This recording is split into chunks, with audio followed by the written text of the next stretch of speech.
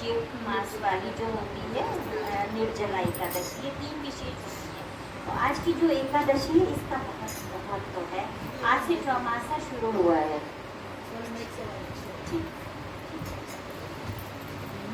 एकादशी महारानी ने पूछा, भगवान आषाढ़ के शुक्ल पक्ष में कौन सी एकादशी होती है, उसका नाम और विधि क्या है, यह बतलाने की कृपा करें।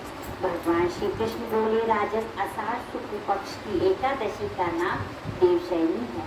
मैं उसका वर्णन करता हूँ। वह महान पुण्यमयी, स्वर्ग और मोक्ष प्रदान करने वाली, सब पापों को हरने वाली तथा उत्तम व्रत है। आषाढ़ शुक्ल पक्ष में शैनी एकादशी के दिन जिन्होंने कमल पुष्प से कमल लोचन भगवान विष्णु का पूजन तथा एकादशी का उत्तम व्रत किया है, उन्होंने तीनों लोगों और तीनों सनातन देवों का पूजन कर लिया।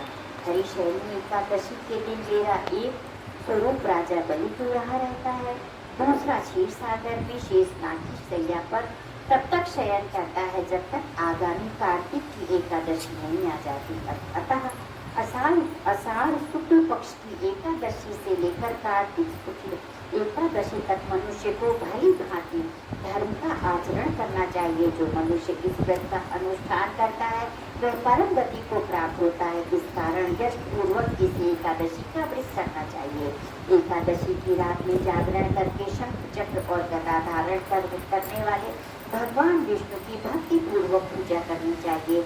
ऐसा करने वाले पुरुष के पुण्य की गणना करने में चतुर्मुख ब्रह्मा जी भी असमर्थ है। राजन, जो इस प्रकार भोग और मोक्ष प्रदान करने वाले सर्व पापहारी एकादशी के उत्तम व्रत का पालन करता है, वह जाति का चंडाल होने पर भी संसार में सदा मेरा प्रिय करने वाला है। जो मनुष्य दीप दान पलाश के पत्ती पर भोजन और व्रत करते हुए चौमासा व्यतीत करते हैं, वे मेरे प्रिय हैं। चौमासे में भगवान विष्णु सोए रहते हैं, इसलिए मनुष्य को भूमि पर शयन करना चाहिए। सावन में साग, भादों में दही, कुआर में दूध और कार्तिक में दाल का त्याग कर देना चाहिए।